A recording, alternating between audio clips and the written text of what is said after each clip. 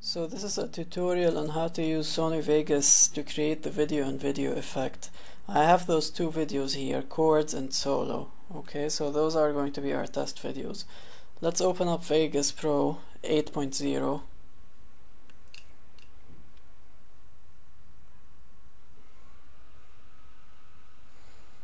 Right, so here's the main interface. Just to remind you that to create the split screen you need to have the chords track above and you need to have the solo track below, and we'll see what that means in Vegas. So let's get back to Vegas. We'll start off by dragging the chords track and having it up. Take the solo track, have it below the chords track. So the chords track is now the main track, okay? Let's start listening to so this is the chords track. It's fine, it's working. You can zoom in by using the wheel of your mouse, moving it up so that you can fine tune and synchronize the two tracks together. Okay?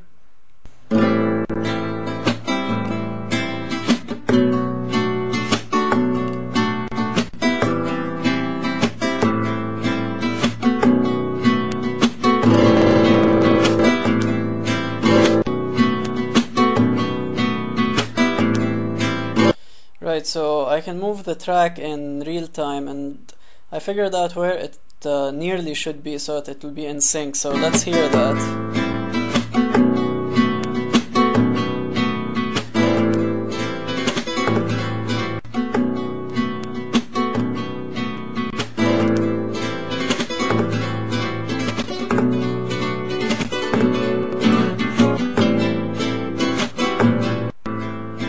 So it's nearly in sync now. I just moved it a bit.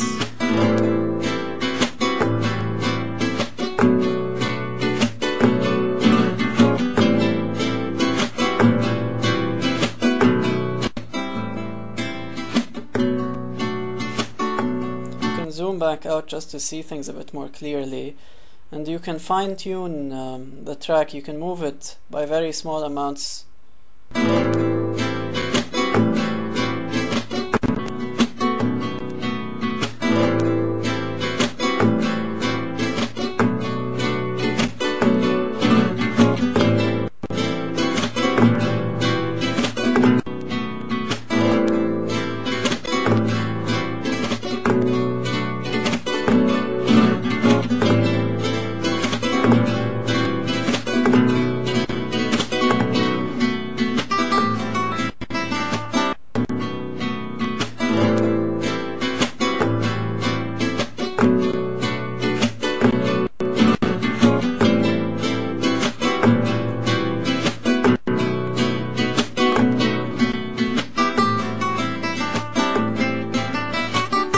So it seems to be in sync now.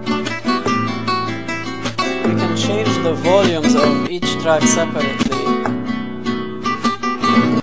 so that we can balance between the chords and the solo.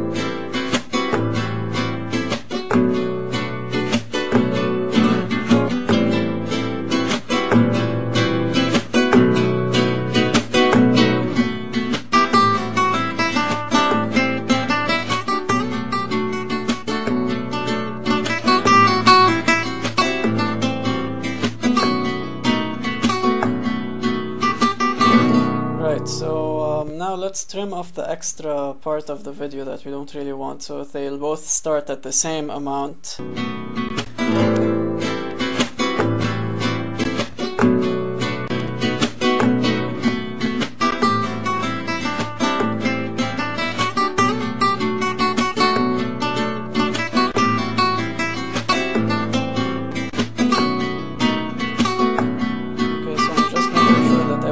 Fine. You can always look at the preview on the top right. So that small nudge that I did is important. Now to remove the excess part of the above video, you just click and you use your shift and the arrows on the keyboard, and now you have two videos that are nearly well overlapped. So here comes the trick now. You click on track motion and then you resize the video, and you can see at the top right in the preview view what's happening already. So now I've moved this upper video. You can also do that with the wheel of your mouse, the way I'm doing it here, so that it's more accurate. You have to experiment to figure out where to move the video to, so that it'll turn out to be on screen rather than off screen. You can also move it up and down. So that's what it's gonna look like, so have a look.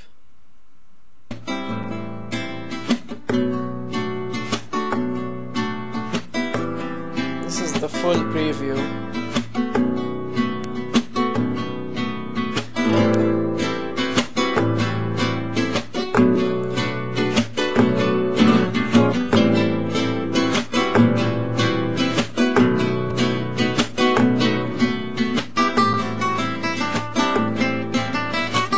Now it looks like the top right video is actually cut off the screen, but when you render it, it's going to work out fine, so you need to experiment with that to figure that out. Right, so now I selected all, and then I'm going to group and create new, so that all the tracks start to move together, so that I can move the whole thing to the beginning of the view here. Okay.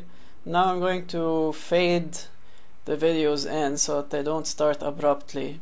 Okay, so from the top left hand side corner of each track, you can also clip the fade to this line that you can move with your pointer by clicking below the tracks or on the tracks. I'm also fading them out as well now, so that they look more professional, so to speak. Zoom. Okay, so this is the fade in, fade out. Now my PC is a bit slow, so it's not very smooth. Here's the fade in.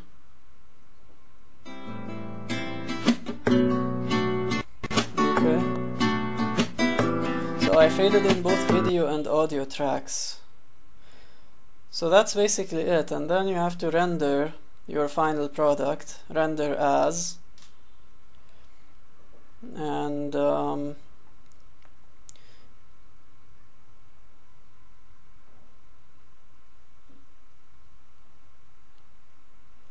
you rename your final product to whatever you want to.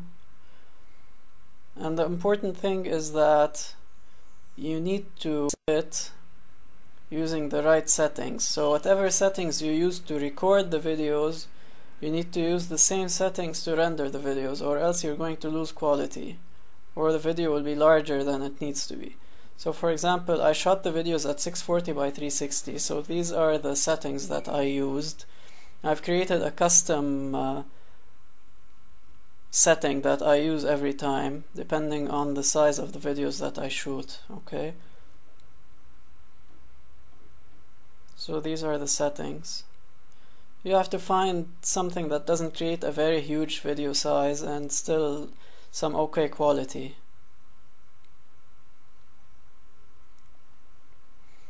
So now it takes some time to render. This is the most annoying part. You have to wait for it to render.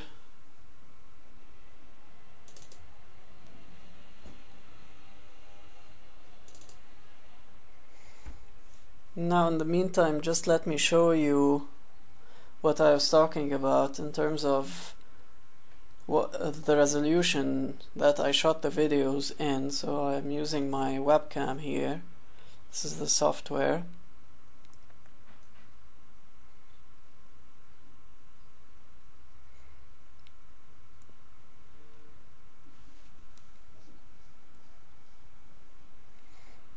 So just to show you that I actually shot them at 640 by 360, which is the same settings I used to render the video, so that I can get the smallest file size and the best quality. And we have to keep waiting for the rendering. Right, so now that the rendering is nearly done, you'll find the video on your desktop or wherever you chose to save it. You can preview it and you'll find the final product. So here it fades in you have the video on video. It's relatively well in sync.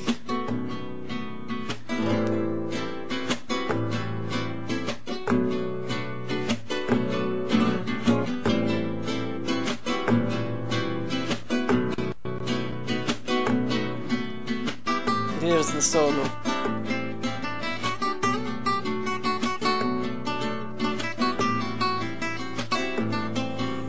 Now you can definitely do this for more than one video, just in the same way. And that's basically it. Thanks.